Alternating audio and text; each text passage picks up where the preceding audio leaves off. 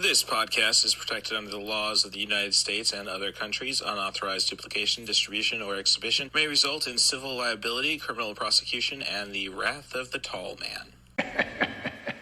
Boy! Thanks for checking out 90ForChill, the podcast. This is your host, Cool Movies Darth. This is where I usually do my context or content warning, but this is just going to be about movies with Christopher Lambert, who I've just been a fan of because of how unique he is, the French-American actor with his voice, and he's just a nice person to throw into supporting roles. We're going to focus primarily on his lead roles.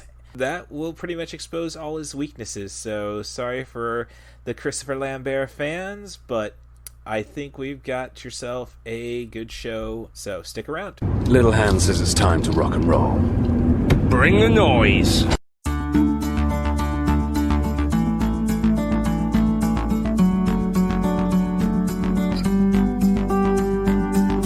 And let me thank all the returning fans of the show. This is 90ForChill, the podcast. My name is Cool Movies Darth, or at least that's my handle. Russ Stevens. It might be the easier way to find me on your podcast at, but I'm over all of them, I suppose. So give me those 5-star reviews if you like the show.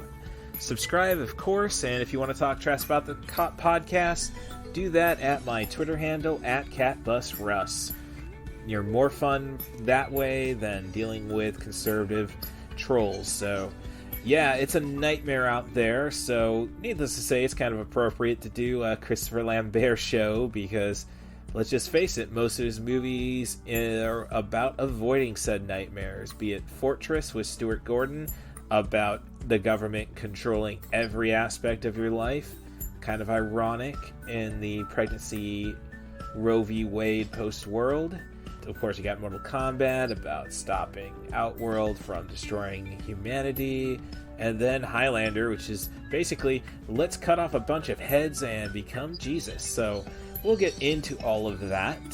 I am kind of desperate for a guest. I don't want to do 3 weeks of nobody except me having content on the show. So if you want to be on the show, send an email to russthebus07@gmail.com. That's RUSSTHEBUS07@gmail.com. And all you have to do is offer me a movie. I don't care about the length. I can go and work around that.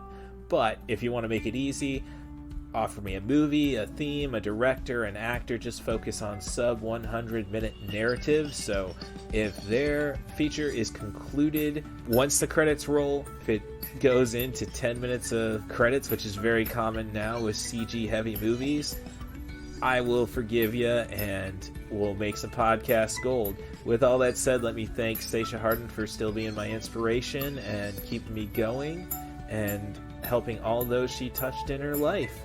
Otherwise, thanks for coming to 90ForChill, the podcast, and enjoy the show. 30 stories below ground, halfway to hell, and no way out. What they give you? 31 years. You are about to enter the Fortress, a privately owned maximum security prison operated by the Mentel Corporation. John Brunick, the most decorated captain in the history of the Black Beret. Prisoner 95763, step forward to be intestinated. You have nothing. You are nothing. We will monitor your behavior. I don't think you realize your predicament. You have nowhere to hide. We will control your thoughts. The law is clear. We must maintain the population balance. We will invade your dreams. This is an unauthorized thought process. So touchy. Disobedience will not be tolerated. It's been in there for 3 days, and no one has ever lasted 4. You will be enhanced and reprogrammed to be a more efficient human being. When my kind are in the majority, there will be no more overpopulation. A high-tech prison Who started the incident? built to withstand anything Let's find out. except an innocent man. We go tomorrow morning. Activate the strike clones.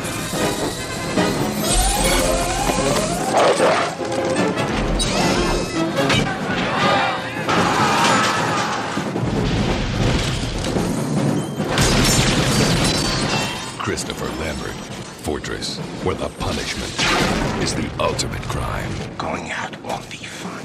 Oh, but it's gonna be a trip.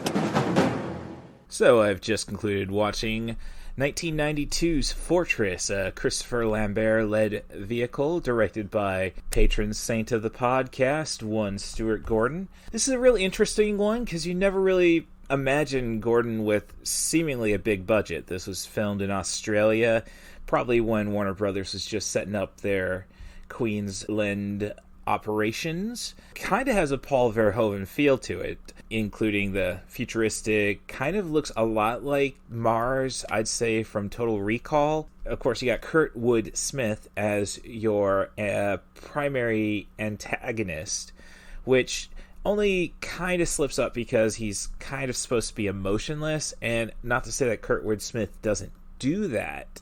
It's just that this is Red from That 70s Show. This is the guy who killed Peter Weller in RoboCop. We want the anger. So that's kind of a miscast, and this is a Stuart Gordon movie with Jeffrey Combs, but again, no Barbara Crampton. I don't know what's going on there. 1992 is a blank on her IMDb. It's a story about a society where, resources dictate that only one child per woman. Now, Christopher Lambert and Lauren Lachlan, who I think should have been replaced by Barbara Crampton, but I digress, have just gotten pregnant with their second child. Truthfully, they didn't really have a kid. It died during childbirth. So it's kind of unfair, but they get imprisoned for it in the Fortress, an underground prison where everything is essentially controlled by a computer, Kurtwood Smith even, to an extent. And it's just their goal to escape. Pretty simple premise, all things considered. It's a 90-minute movie, so works out fine that way. And it's just very surprising in a lot of places. The body horror is nice in this, so there's a great Stuart Gordon callback. It's actually surprisingly brutal. It's kind of like the MPAA must not have thought much of this feature getting an audience, which I know it made most of its money on video back in the day because it did spawn a sequel. But you got lots of male nudity, you got very graphic violence. It's a pretty nihilistic flick, all things considered. I mean, it even foreshadows that, getting out of this alive under Christopher Lambert's orders might not be so nice. There's a lot of cute elements, like Jeffrey Combs is in this, as I said, and he's playing a hippie explosives expert, kind of a nerd character, but definitely not the neurotic type that we've seen him in previous Stuart Gordon films, Reanimator and From Beyond. The only things I can really be miffed at is that it tries to incorporate CGI effects, and it's pretty limited at best, more just altering video, definitely not lawnmower, and nobody really holds the Lawnmower Man in high regard. So just, I don't know, we could have probably gone with something different, because the imagery is nice, just that let's throw some pixels in there doesn't really help it. In the end, it's a movie that ages well, especially since I watched this on the night of June 24th, 2022, after Roe v. Wade has been overturned. Story is quite appropriate about controlling people's bodies. Its only negative aspect otherwise is that you have a protagonist named Karen. It's a lot of fun, and, doesn't make you think too much. I guess, in a sense, that's kind of lesser than most Stuart Gordon movies, but, sometimes we need a break from Lovecraftian bollocks.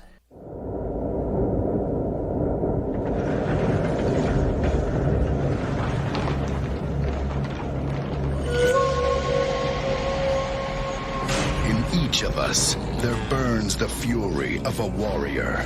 In every generation, a few are chosen to prove it. One of you three will decide the outcome of the tournament. Three strangers will travel to the mystical realm of Outworld to defend our people against Shang Tsung. You will die. And his forces of darkness.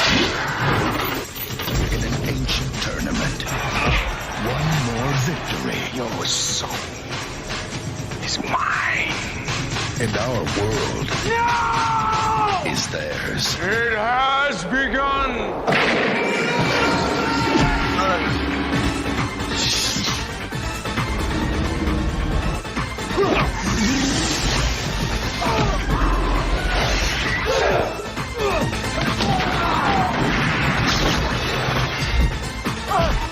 You can't run from me, Shang! I don't need to run.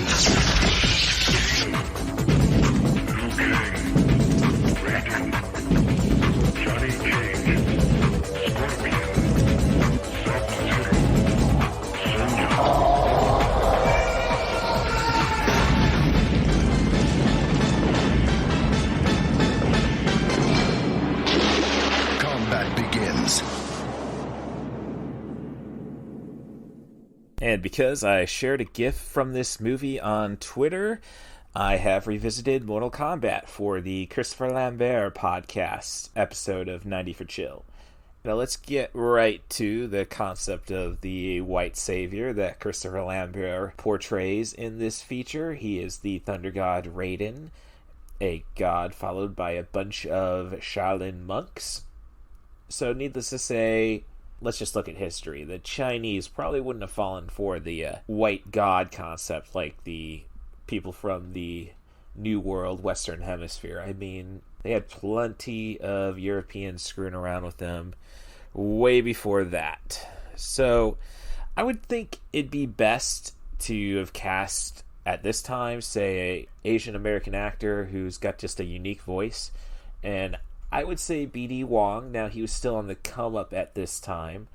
But if you see the movie Men of War, which also features the actor who portrayed Kano in this feature, Trevor Goddard, gone too soon, I think he could have pulled it off. I would have probably taken him in 2021, and this is coming from a guy who popped for seeing Ichi the Killer's Tadanobu Asano as Raiden. But I digress there. This feature is still a lot of fun, but the dynamic range does not help this movie at all. You can really see where the green screen ends and the actors begin. This is fun, perhaps just because it's like your legendary Christopher Lambert movies where a lot of dialogue is constantly repeated, like Highlander, Highlander 2, with just going over the rules of the game. And in this one, you have a scene where Christopher Lambert says, "It has begun." And then you have a bunch of special effects, and you have Cary Hiroyuki Tagawa as Shang Tsung repeating the line right away. So, and with that said, this podcast is kind of telling me I'm running out of movies to do for a Cary Hiroyuki Tagawa podcast. I mean, I've already addressed Showdown in Little Tokyo, now Mortal Kombat. So it's going to take some work. If somebody wants to jump on a the Man with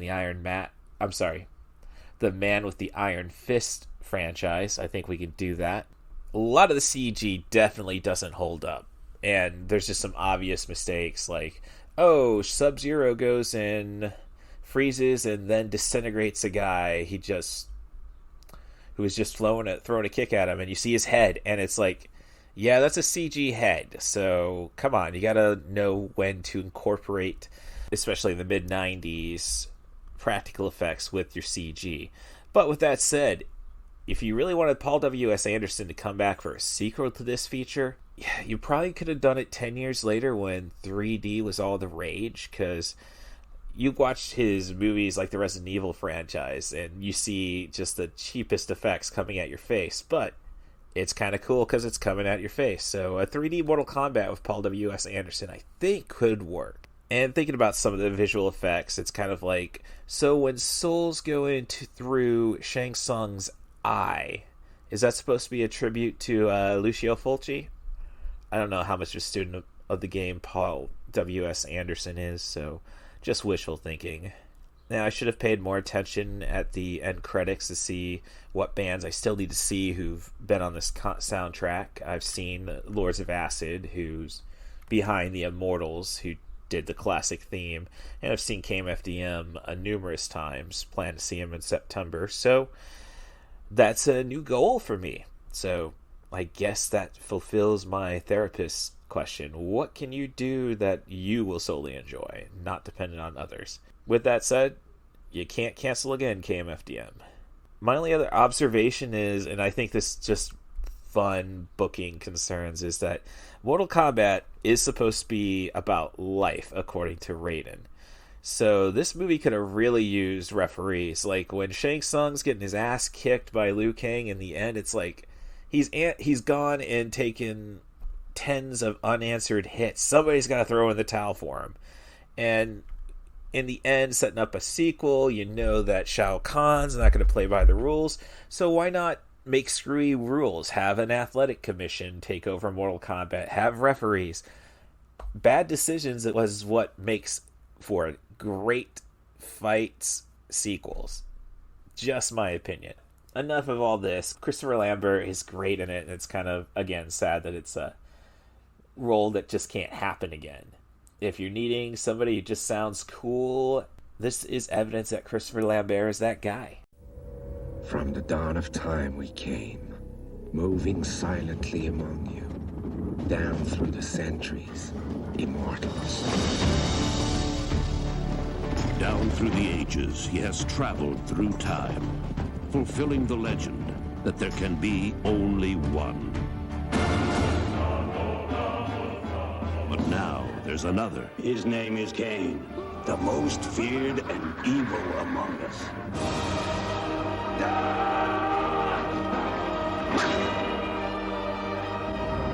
Highlander's out there somewhere, and he owes me for all those years.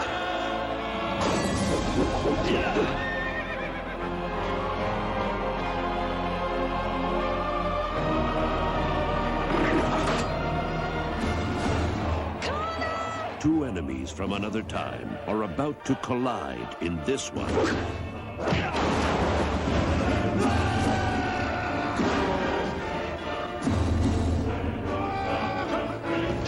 I'll see you in hell. There can be only one.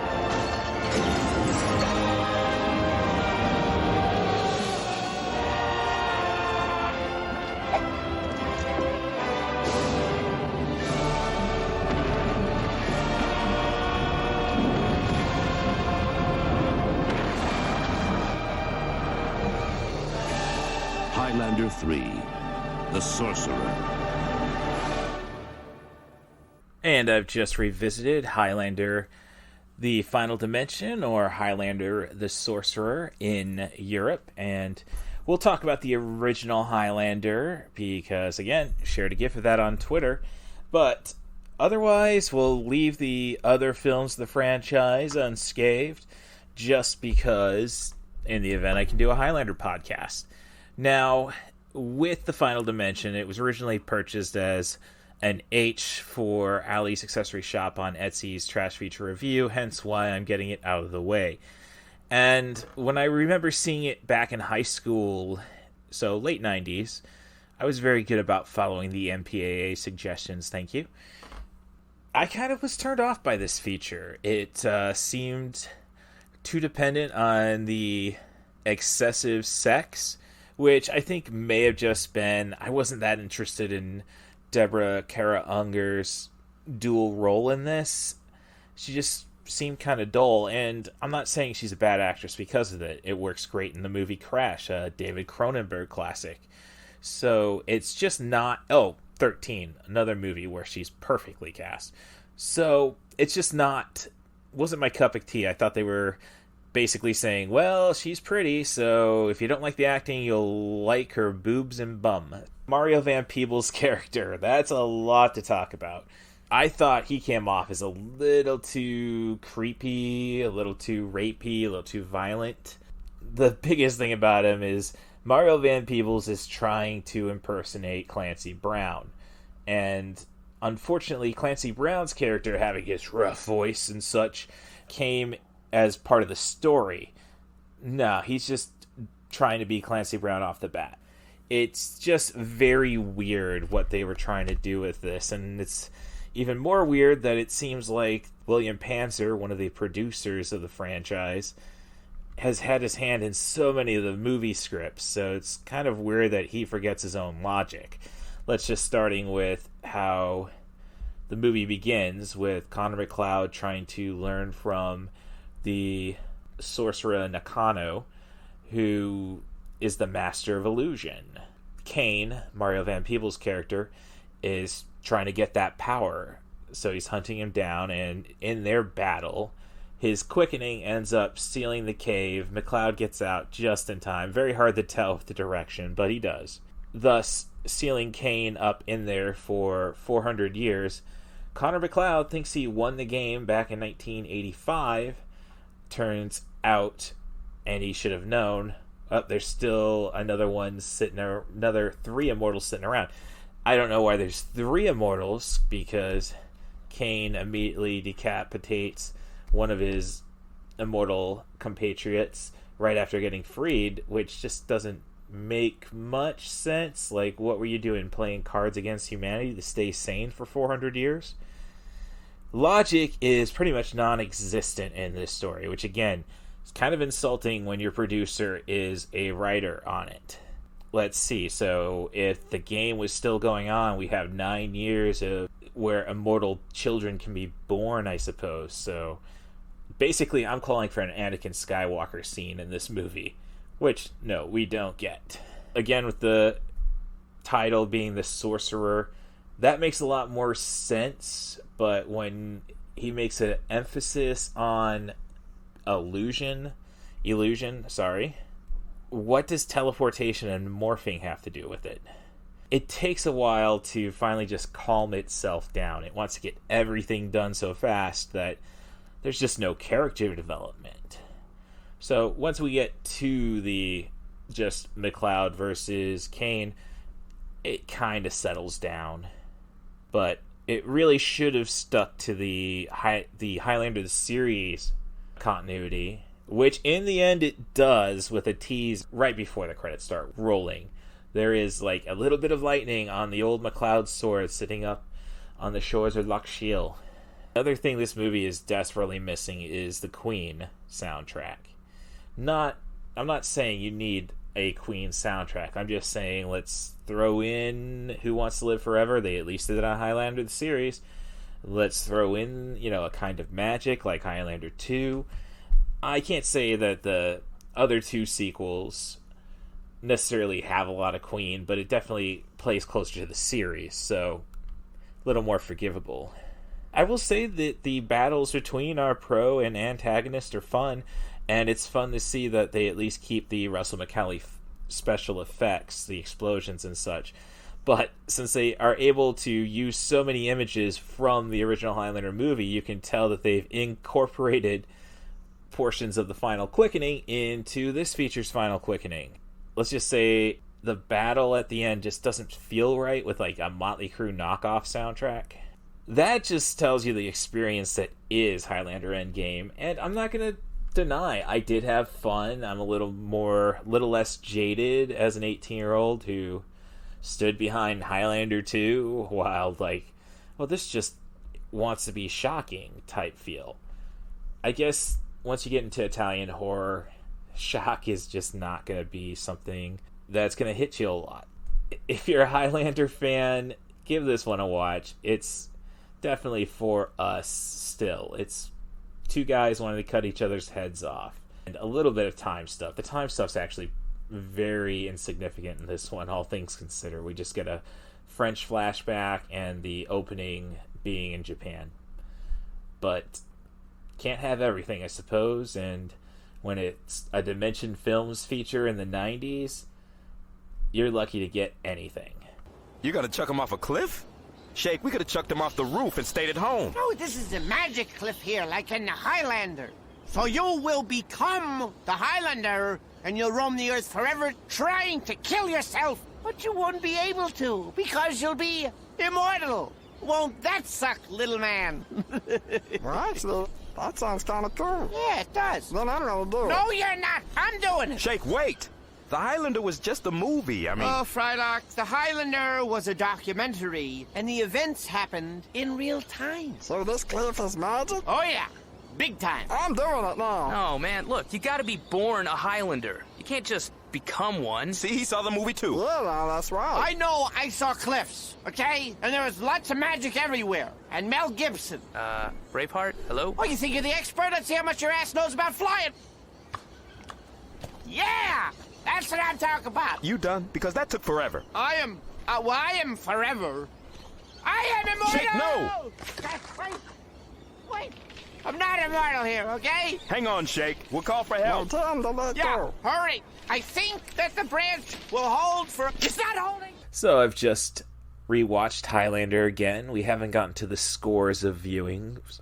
Maybe a dozen over the past, nearly 25 years, I suppose. I'd say I finally got to really own it at 17, so yeah, 25 years. So, one viewing a year, I guess. Not quite that, thankfully. And I know it's not true Scottish cinema, but maybe this is why I'm a big Trainspotting fan. But I digress. There's a lot of things that can be learned from this feature, like all movies should open with a Queen song as an overture. I mean, it works for Flash Gordon, and if only this film could have worked in Best Friend, because, as I said, every movie is made better by Best Friend from Queen. Now, there's a lot of silly things aside from the plot, which is immortals have been around for millennia, fighting each other to the death via cutting off each other's head to gain the prize, which I believe at the end of this feature you kind of think like, so you're kind of the Holy Trinity with the knowledge you gain, so, and expectations of what to do with it. But, other little silly things aside from that is, Russell Nash, the first Connor McLeod, Christopher Lambert. The first scene essentially takes place at Madison Square Garden, where the Freebirds are wrestling some jobbers and the Tonga Kid. And I just kind of find that funny because Nash has crappy seats. And then he also uses that as a way to get out of his first execution he commits. Basically, like, shitting on the Freebirds. Well, the Confederate gimmick, which has got me barred from Peoria Wrestling, I really feel for it this time. Other issues, I guess, is that this Blu-ray, which was awesome, honestly. The sound's great, the picture's good, but it's distributed by Lionsgate, and I hate them having distribution rights to about anything because they forget about a lot of stuff. But on this viewing, I did, for the first time, catch that this was distributed by Canon, so adds a little extra charm to it. Despite the great picture and sound, you still see that Russell Mulcahy, I think this is his first feature, perhaps. The continuity errors in scenes that still persist in his other features, all the way up till at least Resident Evil Apocalypse. No, I'm sorry, that was Resident Evil Extinction. But, again, I digress. Are still present, so he's never really gotten away from being a montage-heavy music video director. So, just an observation with that. But I will say this movie features the kind of wipes and transitions that George Lucas can only wish for. I mean, some of them are a little stretchy, like, transitioning a watch ad into Connor's face, but silly, but you kind of appreciate the fact that they went for it, which I think is basically what Highlander is. You just appreciate the fact they went for it. It's ridiculous, but unlike the rest of the series, this is the only one that really feels epic, because, yeah, you get to start the story and figure out how McLeod... Two stories running at once, basically. You go back to see how McLeod got to the 20th century from the 16th, and him having to deal with the end of Immortal's existence. If other Highlander movies, and I guess the problem is just like, okay, I guess we need more Immortals or more Highlanders. So I could see why I got into a discussion once trying to sell my podcast to a stripper at Big Al's in Peoria, and she said, I watched those Highlander movies, and no, they suck. Well, you gotta, I mean, come on, but And basically, she's just somebody who doesn't watch movies, and I run into a lot of people like that. I mean, come on. It's used to just be $3 every Friday night to rent something. Again, I digress. Mentioned Highlander series, it works out fine, I guess. You know, just the concept of seeing how weird immortals can be, and then letting Duncan MacLeod take their heads. So I'm just basically saying, like, I think that's why the franchise doesn't work, with the exception of the Quest for Vengeance, or the Search for Vengeance, which is an anime from the guy who brought us Wicked City and Ninja Scroll. That's definitely worth a view, and it's got some fan service, even to the Highlander series. Another thing I liked about this movie even more is just appreciating the 2D effects in the final quickening. It's kind of like we are ending the movie with something that you would have seen in Pink Floyd The Wall, which is just fun and charming in my opinion. Otherwise, the other thing I gathered from this is I have to check out Glenmorangie. That's a... Shoot, I had it pulled up on my Google. Come on. It's a Scotch. And Glenmorangie, I guess. So, I'm sorry to offend my Scottish fans. I'm more sorry if I offended whiskey lovers. Scotch lovers in particular. Which, look, that's the end-all, be-all in my opinion. So, that's what I got from Highlander this time. I don't know why Christopher Lambert just wasn't made into the action hero that, say, Van Damme and Seagal were. His laugh is just far more priceless, I think, than the ponytail on Seagal or the splits from Van Damme. Just an opinion, and since I'm working on trying to get a Van Damme podcast done, I don't want to offend any further. Superman! So, as I was editing this review for Highlander, I realized, oh yeah, Christopher Lambert is blind. Hence, he can't or shouldn't even be doing action movies. Gosh, the stories of injuries on Highlander 2 is enough. And that's not just to Christopher Lambert. Michael Ironside can tell you, just make this guy, cast him as a bookworm or some sinister horror guy with, again, books. Books is the answer for Christopher Lambert. Can I hear a wahoo?